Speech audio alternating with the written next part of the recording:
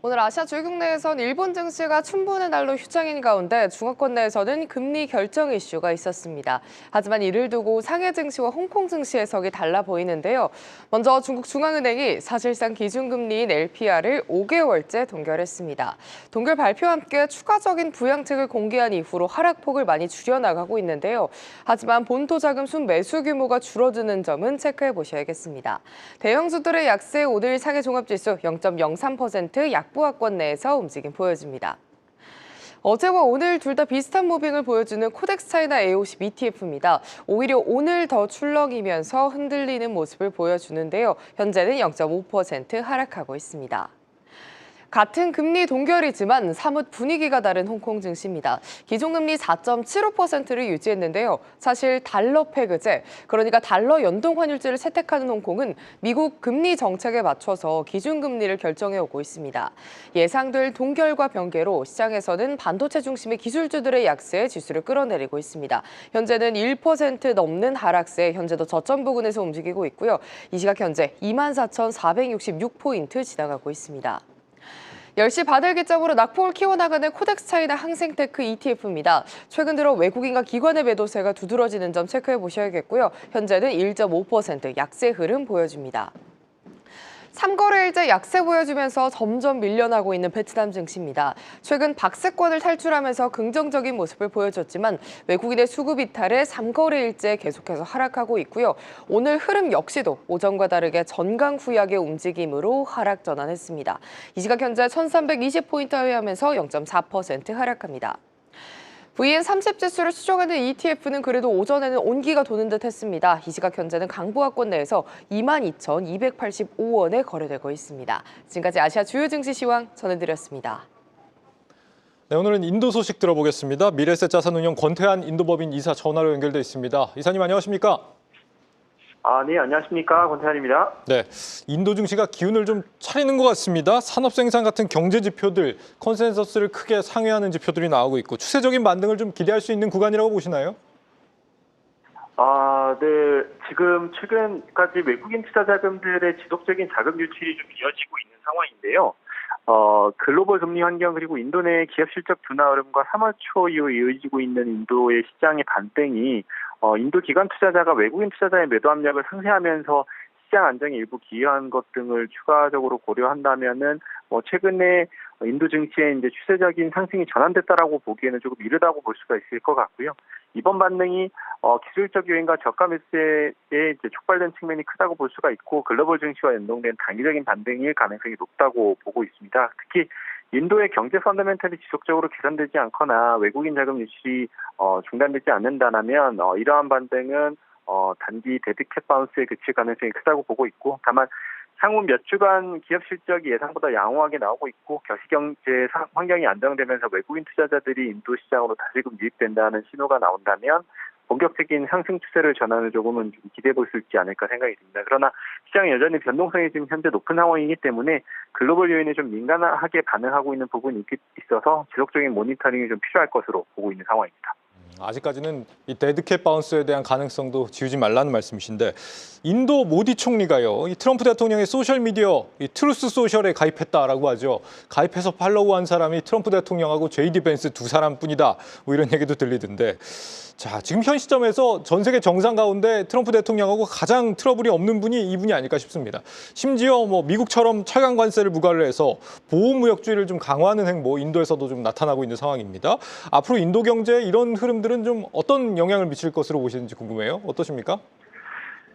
네, 아무래도 최근에 이제 모디 총리의 친미 행보를 주시해 볼 필요가 있는데 이러한 부분은 사실 인도가 이제 보호주의 강화 움직임을 이제 미국과 이제 같이 발맞춤을 하는 움직임도 있어 보이는 부분도 있다라고 말씀드릴 수가 있을 것 같고 결국은 좀 더 이제 중요한 부분으로 볼 수 있는 것은 이제 보호주의 강화 이제 결국 이제 무역 보호주의 강화 움직임은 인도 경제에 좀 복합적인 영향을 미칠 가능성이 좀 높다라고 판단을 하고 있습니다. 단기적으로는 미국과의 관계 강화를 통해서 기술 협력과 방위 산업, 에너지 부분에서 긍정적인 효과를 기대할 수는 있지만 특히 미국 기업들의 이제 대인도 투자와 확대와 공급망 다변화 전략이 맞물리면서 인도가 글로벌 제조업 그리고 첨단 기술 허브로 자리 잡는 데는 어느 정도 도움이 될 것이라고 보고는 있습니다. 하지만 보호무역 조치가 강화될 경우에 인도의 글로벌 무역 환경에서는 일부 부정적인 영향도 우려되고 있고요.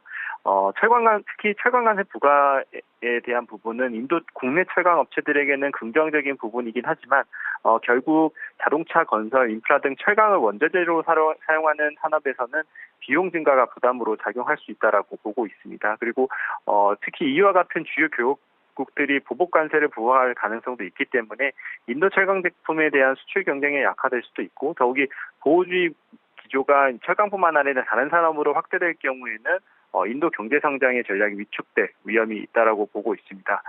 결국 인도 경제 지속 성장을 위해서는 미국과의 협력을 강화하는 동시에 보호무역 조치와 개방적인 무역 정책 간의 균형을 유지하는 전략이 좀 필요하다고 보여지고 있고 인도가 글로벌 무역 환경 속에서 유연하게 대응하면서 외국인 투자 유치와 국내 산업 보호를 조화롭게 추진하는 것이 좀 중요한 시점이 아닌가 생각이 되고 있습니다. 네. 인도가 세계 2위 철강 생산국이라고 하죠. 이 여파를 좀 주목해서 봐야 될 것 같고요. 인도가 IT 강국이라는 평가를 받고 있는데 AI 분야에서는 아직 영향력이 좀 미미한 것 같습니다. 현지에서 보시기에도 인도 AI 산업 경쟁력이 좀 별로인 건지 어떻게 좀 평가를 하세요?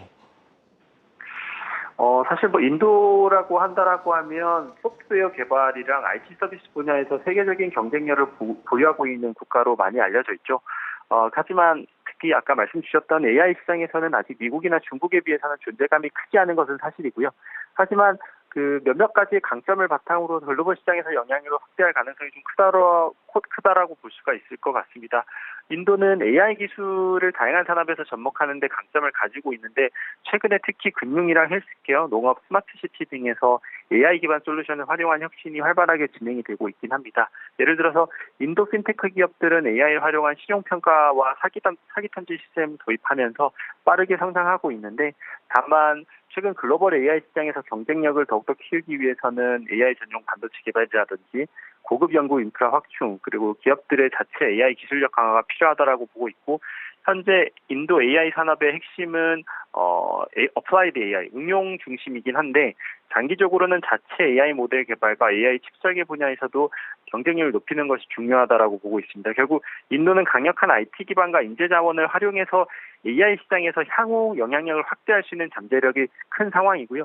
앞으로 정부 지원이랑 기업들의 적극적인 투자가 글로벌 AI 시장에서 인도 역할이 좀 더 커지지 않을까 기대를 하고 있는 상황입니다. 네, 이사님 오늘 말씀 여기까지 듣겠습니다. 말씀 잘 들었습니다. 네, 감사합니다. 네, 미래에셋 자산운용 인도법인의 권태환 이사와 함께했습니다.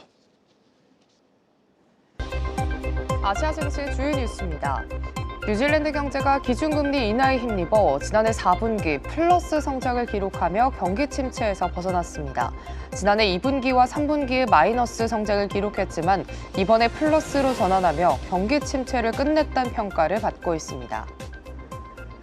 호주 2월 고용지표가 예상치를 하회하며 추가 금리 인하 가능성이 대두되고 호주 달러는 급락했습니다. 특히 정책에 민감한 3년 국채 수익률이 하락폭을 키웠고 금리 인하 가능성의 호주 달러는 발표 직후 하락 전환했습니다. 인도네시아 중앙은행이 기준금리를 5.75%로 2회 연속 동결했습니다. 페리 와르지오 중앙은행 총재는 금리 인하 여지가 여전히 있다면서 추가 인하 가능성을 시사했습니다. 한편 루피아 통화는 중앙은행 결정에 별다른 반응을 보이지 않았습니다. 중국 중앙은행이 사실상 기준금리 역할을 하는 LPR을 5개월째 동결한 가운데 추가 부양책을 공개하면서 중국 채권이 회복세를 보이고 있습니다. 특히 재정적자율 인상과 지방정부 특별채권 발행 증대 등 부양책에 힘입어 중국 국채는 오늘 하락폭을 줄이고 있습니다. 지금까지 아시아 증시 주요 뉴스였습니다. 계속해서 다양한 경제 이슈를 알고 싶다면 구독과 좋아요, 알림 설정 부탁드립니다. AI 캐스터 권미정이었습니다.